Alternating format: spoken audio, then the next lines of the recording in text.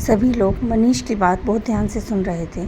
मनीष ने बताया, बच्चों ने मुझे उठाया। सुबह बहुत जल्दी थी, 4 बजे होंगे।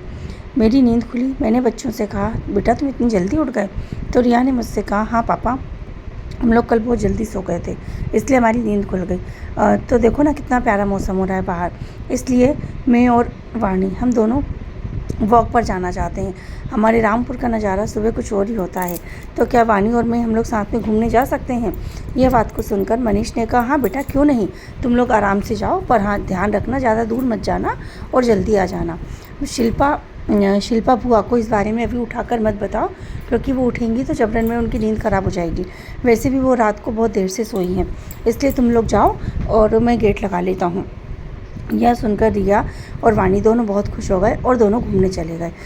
यह बात कहने के बाद मनीष ने कहा, इस तरह से ये दोनों घूमने गए और फिर मैं नींद खुल गई थी तो मैं गेट लगाकर अंदर चुपके रूम में जाकर सो गया। सुबह सुबह ही मेरी नींद लगी थी, इसीलिए तुम लोगों के इतने शोर के बाद मेरी नींद खुली ही नहीं। शिल्पा यह बात सुनकर थोड़ा रिलैक्स हो गई, पर फिर भी उसे कहीं ना कहीं चिंता तो सताए जा रही थी। वो जब तक वाणी को देख ना ले तब तक उसे चैन नहीं आने वाला था। यहाँ मनीषा ने कहा, चलो हम तो फालतू में ही इतनी चिंता कर रहे थे और देखो हमारी बच्चियाँ घूमने गई हैं। खैर चलो, इसी बहाने हम सबकी इतनी जल्दी नींद तो खुल गई। अब हम सब जल्दी उठ ही गए हैं, तो एक काम करती हूँ, मैं सबके लिए गर्मा गर्म चाय बना के लाती हूँ। यह कहकर मनीषा चाय बनाने चली गई। यहाँ पर शिल्पा थोड़ी नॉर्मल होने की कोशिश तो कर रही थी, पर उसके चेहरे पर टेंशन साफ साफ दिखाई दे रहा था। उसकी माँ और मनीष इस बात को बहुत अच्छे से समझ रहे थे, पर वो उसके टेंशन को बढ़ाना नहीं चाहते थे और वो जानते थे यदि वो इस बारे में बात करेंगे तो उसका टेंशन और बढ़ेगा। हालांकि शिल्पा ये बात समझ चुकी थी कि बच्चे घूमने गए हैं, उनकी नींद खुल गई है और अब कोई टेंशन की बात ही नहीं है। रिया, जिसका तो रामपुर पूरा देखा हुआ है, वो तो कहीं भी उसको घुमा के ला सकती है, तो इसमें कोई टेंशन वाली बात ही नहीं थी।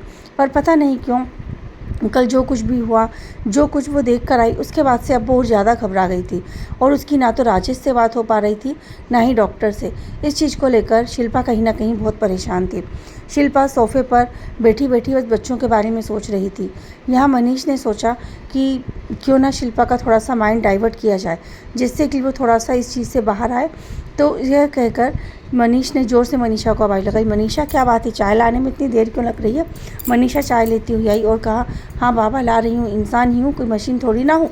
मनीषा समझ गई थी कि मनीष इस तरह से क्यों बात कर रहा था। वो चाहता था कि शिल्पा का ध्यान डाइवर्ट हो जाए, इसीलिए उसने भी उसकी बातों को आगे बढ़ाते हुए इस तरह से मनीष के साथ बात करी। मनीष ने चाय ली और बोला कि चलो तुम भी बैठ जाओ चाय पीने और जल्दी से मेरी बहन को दो गर्मा गर्म चाय। और ये क्या, तुम चाय यूँ ही ले आई? मेरी बहन इतने सालों बाद आई है, उसकी अच्छे से आवभगत करो, उसके लिए कुछ बिस्किट्स वगैरह लेके आओ।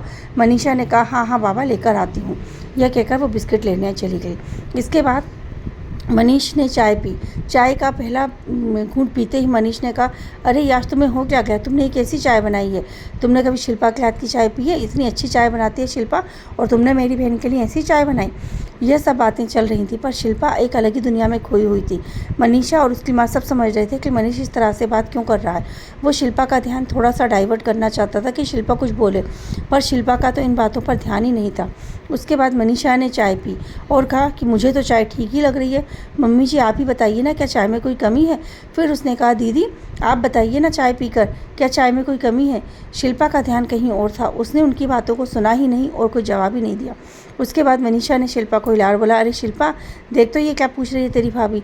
शिल्पा ने कहा, क्या हुआ, मैंने ध्यान ही नहीं दिया। शिल्पा की इस तरह की बात सुनकर मनीष ने कहा, शिल्पा मनीषा ये पूछ रही है कि चाय पीकर बताओ कैसी बनी है। शिल्पा ने कहा, हाँ भैया पीती हूँ। शिल्पा ने चाय पी और कहा, नहीं चाय तो बहुत अच्छी बनी है भैया।